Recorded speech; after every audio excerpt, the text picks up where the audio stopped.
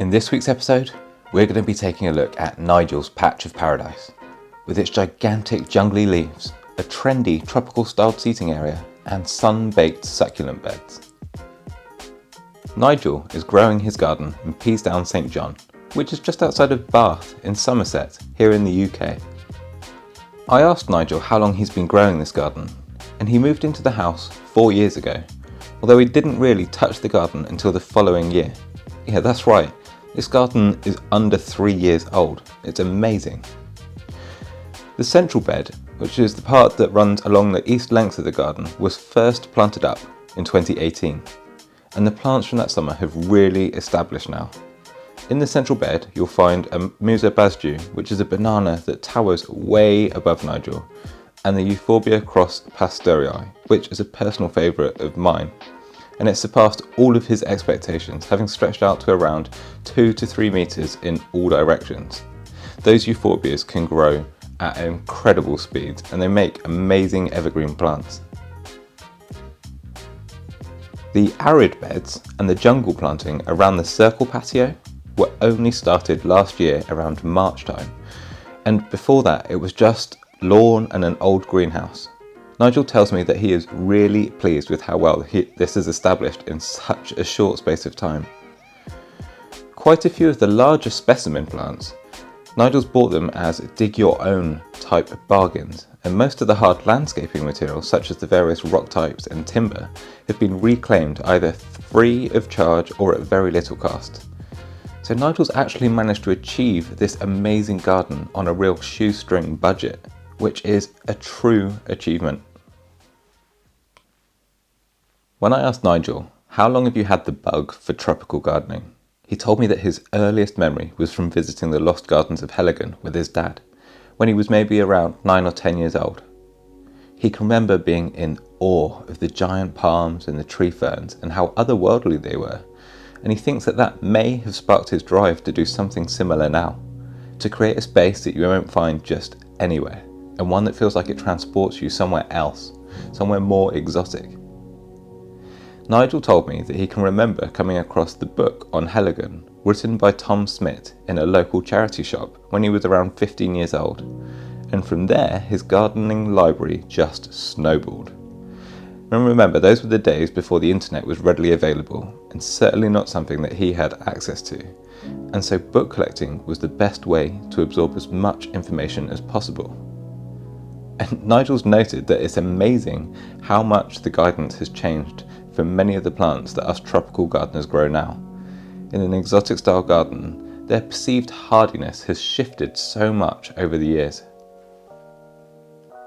And talking of plant hardiness, I asked Nigel, what's the coldest temperature that you've experienced in this garden? Nigel tells me that he thinks that the winter that's just gone has been the coldest he's experienced during his short spell in this garden. And although it wasn't particularly cold in terms of plummeting temperatures, it had some really long cold spells that hit quite a few of the plants hard. Although Nigel tells me that most have bounced back, thankfully. Now, tropical gardening isn't always easy, and every single one of us experiences difficulties in one area or another, and it's okay, it's all about sharing that experience and learning from each other. So I asked Nigel, are there any plants that he's had difficulty growing in this garden? Nigel tells me that he has a real problem with gastropods, that's slugs and snails. So hostas, cannas and coleus are under constant attack, and he's even had to resort to digging up a few of his hostas this year as they looked awful. And believe me, Nigel, I think this is a problem that all of us gardeners, tropical or not, can relate to, so we feel your pain. I think for anybody looking at these pictures of Nigel's garden, it is clear that he has a passion for growing plants and wants to grow as many types as possible. So I had to ask, Nigel, have you got any favourite plants?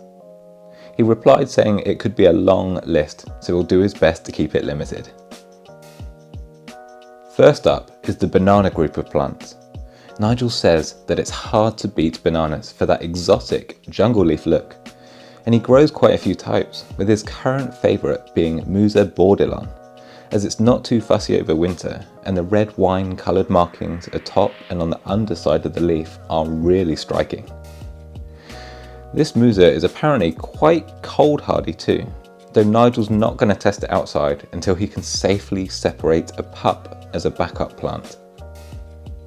Nigel is also a huge fan of agaves, and I think that's clear from looking at his garden. He tells me that he finds their form almost like living art, which I think is beautifully put and a great way of looking at them. Agave avatifolia, Parrii truncata and sharkskin are current favourites of his, though the order is quite fluid and changes often.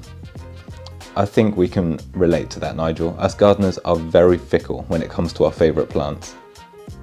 Nigel tells me that he also loves his busias, which are beautiful palm trees, and he wouldn't be without his Brahea amata. He could go on, and he's told me that he'll try and spare us from a long list.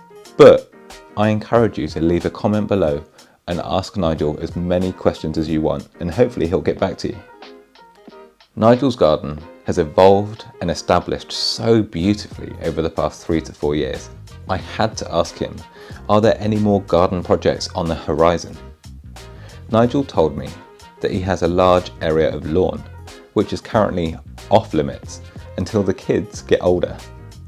His current task, so Nigel tells me, is to chip away at his wife's resolve in an attempt to bring this date forwards, as it is a massive space with so much potential.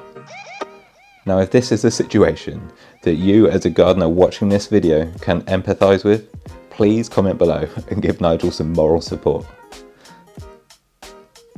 Now, I personally love Nigel's garden. He's grown such a vast array of different plants and combined them so beautifully into a unique space. I'm absolutely in awe of his seating area and would love to do something like that in my own tropical style garden. And I just want to say personally, Nigel, thank you so much for sharing your garden and these photos with us. Hopefully everybody can find sources of inspiration and ideas from the hard work that you've put into this space. Wherever you are in the world, if you want to share your patch of paradise with the thousands of people in the Grow Paradise community, like Nigel just has, then use the link in the video description or at the end of the video to contact me and I'll get back to you. Thank you so much for watching, and I will see you all in the next video.